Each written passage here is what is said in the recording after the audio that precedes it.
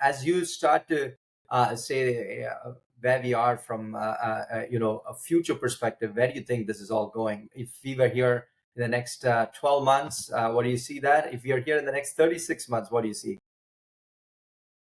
And for years, I think our ecosystem has done a remarkable job of avoiding opportunities at their feet until there's almost a catastrophic, cataclysmic reason to drive adoption, some sort of step change event like the pandemic driving risk-based monitoring approaches for studies that seems to then be able to stick and outlast the pandemic.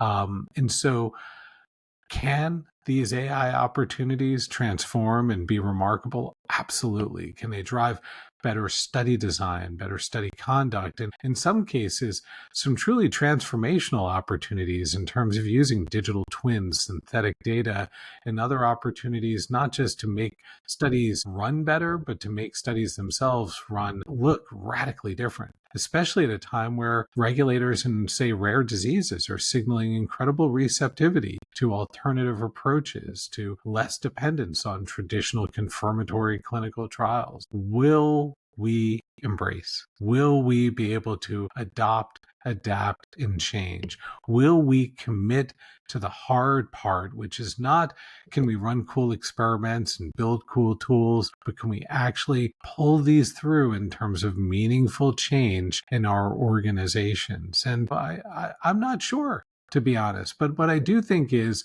we're starting to see some interesting new stakeholders enter the world of clinical research, stakeholders that I think will have a sense of urgency and agility that could become pharma's best friends in terms of de-risking and helping to drive adoption.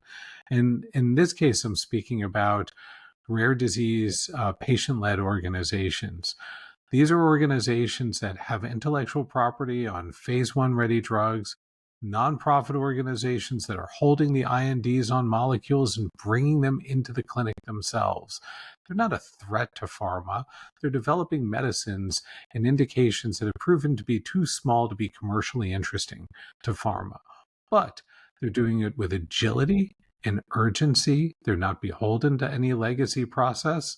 And I believe these types of organizations will become the tip of the spear, the sandbox for pharma to be able to see how these new tools can be deployed, understand regulatory feedback, and then start to feel that the water is a little bit de-risked for them to start to step in themselves.